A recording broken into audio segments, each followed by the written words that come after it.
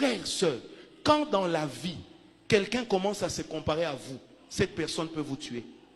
N'oubliez jamais cela. Ça, c'est une leçon de vie. Est-ce que quelqu'un me comprend?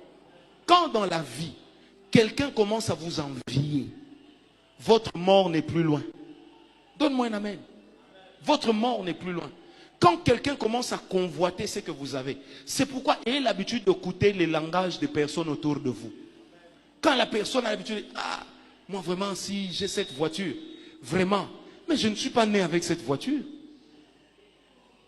Ah, moi vraiment, si je commence aussi à voyager, ah, les gens vont sentir. C'est le début de quelque chose de très mauvais. De très mauvais. Que ce soit dans un contexte familial, ecclésiastique, même amical, c'est très mauvais. Pourquoi la Bible insiste pour dire que la convoitise, l'envie sont très mauvaises? Jusqu'au point où Dieu va inscrire cela sur les tablettes de pierre écrites de la main de Dieu. Comment Dieu va lui-même écrire ça? Qu'est-ce que ça cache? Pourquoi est-ce que là-bas Dieu n'avait pas parlé d'impudicité? Pourquoi là-bas Dieu n'avait pas parlé, je ne sais pas moi, de mensonge? Mais il a parlé de la convoitise. Pourquoi il a insisté? Et la convoitise marche toujours avec sa sœur jumelle, l'envie. Les gens qui vous envient vous tueront demain. 3 choses amènent les gens à devenir des sorciers: la jalousie, l'envie et la convoitise. Quand quelqu'un jalouse ta position, fuis-le. Quand quelqu'un te convoite, chasse-le de ton entourage. Sinon tu vas mourir. Bien-aimé, la trahison n'est trahison que parce qu'elle est pratiquée par des personnes auxquelles nous avons eu confiance. Il y a des endroits qui sont propices à l'œuvre de la sorcellerie. Mais j'aimerais le dire, il y a aussi des caractères, des tares qui sont propices à la sorcellerie. Tels que la jalousie, la convoitise, l'envie. Vous savez, j'ai toujours posé la question au Seigneur. C'est il y a quelques jours que j'ai compris. Pourquoi Dieu, dans Exode 20, avait insisté: tu n'envieras pas et tu ne convoiteras pas la femme de ton prochain. Pourquoi? J'ai compris ça il y a quelques jours. Pourquoi Dieu avait insisté? Qu'est-ce que la convoitise et l'envie cachent? On va voir ça dimanche ici. Qu'est-ce que ça cache? Pourquoi le Seigneur Jésus a dit, celui qui regarde une femme en la convoitant a déjà commis l'impudicité avec elle? Et Dieu est catégorique. Il ne dit pas à l'intention, mais il dit l'intention crée l'acte. Quelqu'un me comprend? C'est-à-dire l'intention vaut l'acte. Mais pourquoi est-ce que Dieu va dire des choses pareilles? Si vous aviez déjà préparé une tombe, quelqu'un va entrer, mais ça ne sera pas moi. Vous savez, dans la sorcellerie, il y a même des tribunaux sataniques. J'ai connu, non, faut laisser. J'ai connu une famille, des gens de chez la sœur Tania ici, de leur village. Un chef coutumier. Il arrive dans la famille de son neveu. Le matin, on lui apprend que la nuit, le fils de son neveu était mort. Il n'a rien dit. Le jour où on a sorti le corps, il a pris la parole, il regarde tous les gens de la famille là où ils étaient. Il leur dit, quand nous, on va aller enterrer, vous aussi, vous irez enterrer. Le message est passé. Et il ajoute, je n'étais pas prévenu. Frère, quand lui et les autres sont allés enterrer dans un village éloigné, parmi les membres des familles qui restaient, un enfant du même âge, du même sexe, est mort. Vous savez ce qu'ils ont fait? Ils se sont réunis, ils ont compris que lui est plus puissant que nous. Qu'en réalité, nous n'avions pas le droit de toucher quelqu'un de sa lignée directe. Donc il faut une compensation. La compensation spirituelle est biblique. La Bible dit, si un homme vient vers toi et qu'il a péché, il t'amènera un agneau, il t'amènera un bélier, le tout selon le poids de son péché. Tu prendras ses mains, tu imposeras sur les animaux. Ensuite, toi, sacrificateur, tu poseras tes mains sur les animaux. Tu tueras l'animal et l'homme sera lavé de son péché.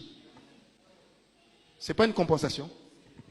Je suis venu afin que mes brebis aient la vie et qu'il ait en abondance. Mais notre abondance vient de quoi? De ce fait que lui a pris notre place. Et c'est pourquoi l'apôtre dit, du riche qu'il était, il s'est fait pauvre. Pourquoi la Bible le dit? Parce que le terme bouc émissaire est un terme biblique. Ça veut dire que c'est le bouc sur lequel on chargeait les péchés pour que lui meure. En fait, quand il est mort, ça veut dire que c'est celui-là même qui est mort. Je vais vous démontrer des choses. Vous allez vous rendre compte que dans la Bible, Dieu dit à Moïse, Moïse, lorsque tu vas oindre Aaron et ses fils, tu vas oindre leurs vêtements, tu vas oindre leurs gros doigts, leurs mains, et tu oindras le gros orteil de chaque pied. Pourquoi? Pourquoi Dieu peut insister sur l'orteil? Pourquoi Dieu peut insister sur la tête? Pourquoi Dieu peut insister sur les mains? Qu'est-ce que ça cachait? C'est ce qu'on va voir. Vous allez comprendre pourquoi des fois, quand il y a certaines attaques, ou même quand il y a certaines onctions, vous allez remarquer, c'est comme si vos doigts bougent, ou vos mains tremblent. Vous allez comprendre pourquoi. Quelquefois, quand l'onction descend, vous allez sentir que vos pieds sont en chaleur. Pourquoi est-ce que vos pieds entrent en chaleur? Parce que toutes ces choses sont bibliques et ça existe. Pourquoi le féticheur, quand vous allez le voir, il vous demande toujours le vêtement que quelqu'un a porté? Si vous lui apportez un vêtement qui est dans le sachet, il vous dira, je ne peux rien faire. Pourquoi? Pourquoi déjà dans la Bible, dans Exode, Dieu, bien avant de faire sortir Israël, il dit déjà à Moïse, lorsque vous irez dans le désert, voici comment tu consacreras les vêtements de Aaron. Parce qu'il y a des gens qui se sont retrouvés dans l'envoûtement pour avoir échangé des habits avec leurs membres de famille. Quelqu'un me comprend? Vous laissez votre mouchoir, quelqu'un prend ça, il a pris votre identité. Oh, quelqu'un m'a compris. Parce que la Bible le dit, la Bible est claire, mais nous n'aimons pas bien lire. Quand les gens lisent la Bible, toi tu es sur WhatsApp en train de critiquer. Quand on crée le groupe de club pour la lecture de la Bible, tu dis, ça c'est pour les gens comme les Moulimbi là qui croient qu'ils connaissent trop. C'est pourquoi toi tu connais rien. Et on t'envoûte aussi facilement. Quelqu'un m'a compris? L'envoûtement, hein? Imaginez-vous que dans la Bible, Dieu lui-même dit que ces prophètes-là sont remplis de l'envoûtement. Dieu! Maintenant, toi, je vais faire la théologie. Dieu! Hey! C'est même dans les églises, on envoûte des pasteurs. On leur envoie des fois des jeunes filles jolies, dont le but est de les faire tomber. Est-ce que quelqu'un m'a compris? Dont le but est de faire tomber les hommes de Dieu, afin qu'ils perdent l'onction, qu'ils perdent leur consécration. Quelqu'un me comprend? Et le diable est fort en cela. Donne-moi un amen. Ce n'est pas parce que toi tu n'as pas encore vécu l'œuvre de la sorcellerie que ça n'existe pas. Hein. Ça existe. Hein? Quand je vais entrer en profondeur, vous allez vous rendre compte que dans notre quotidien, nous côtoyons la sorcellerie.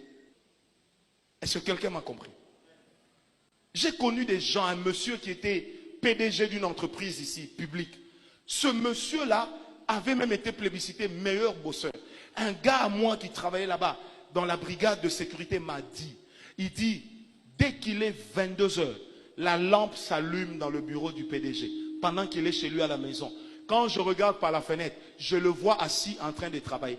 Mais il arrive au boulot à 8 heures. Mais toute la nuit, il est là-bas. Est-ce que ce n'est pas la sorcellerie? Frère, la sorcellerie existe. J'avais mon ami, papa colonel, membre de la Rose-Croix, convention de la Rose-Croix à Paris. Le papa n'a pas d'argent pour participer. Il dit à sa femme, je m'enferme 3 jours, que personne ne me dérange. Je vais communier avec mes frères. Le jour où on a amené les cassettes, à l'époque les vidéocassettes, les cassettes de ces réunions, les enfants m'ont dit, mon cher, papa était à cette réunion. Sans visa, sans billet, sans assurance. Mais il a participé à la réunion. Il mangeait aussi avec eux. Même pendant la pause, il s'est reposé aussi. Mais quand les autres sortaient pour aller dormir, lui, il rentrait à Kinshasa. À quelle vitesse? Plus que l'éclair. La mathématique n'a pas tout expliqué. Il y a des choses qui se sont cachées dans la sorcellerie. Il y a des gens comme ça, ils n'ont pas de problème de cœur, mais on a déjà vendu leur cœur.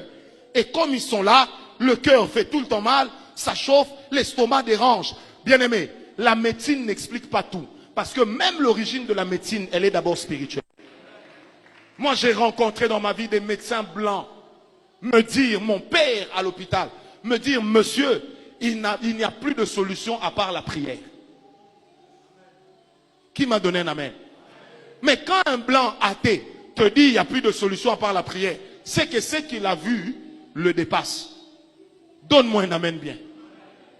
En 92, je suis allé à Cotonou au Bénin, en passant par Lomé. Et lorsqu'on arrivait vers Cotonou, il y avait un marché qu'on appelle le marché des fétiches. C'est la première fois que j'ai vu qu'on vendait des crânes humains, qu'on vendait des os humains. Tu sais, je me suis posé la question, mais les gens achètent ça pour faire quoi avec?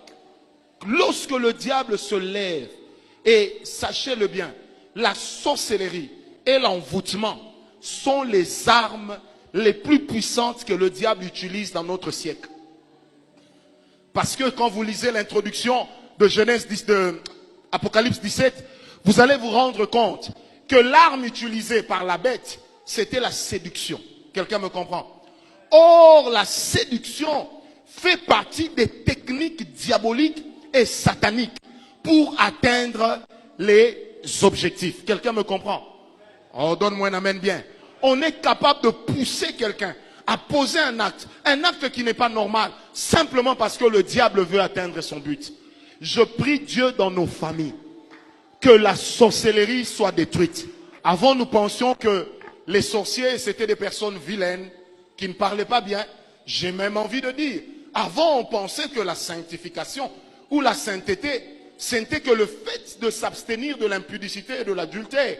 Mais au fur et à mesure qu'on avance, on se rend compte que le diable est parvenu à aveugler l'Église, à aveugler les chrétiens, au point que nous acceptons l'œuvre de la sorcellerie, même au milieu de nous, et nous acclamons cela. Est-ce que quelqu'un me comprend?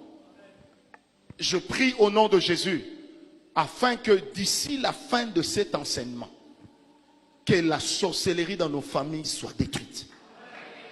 Abonnez-vous dès maintenant sur notre nouveau compte YouTube Casarema Satellite.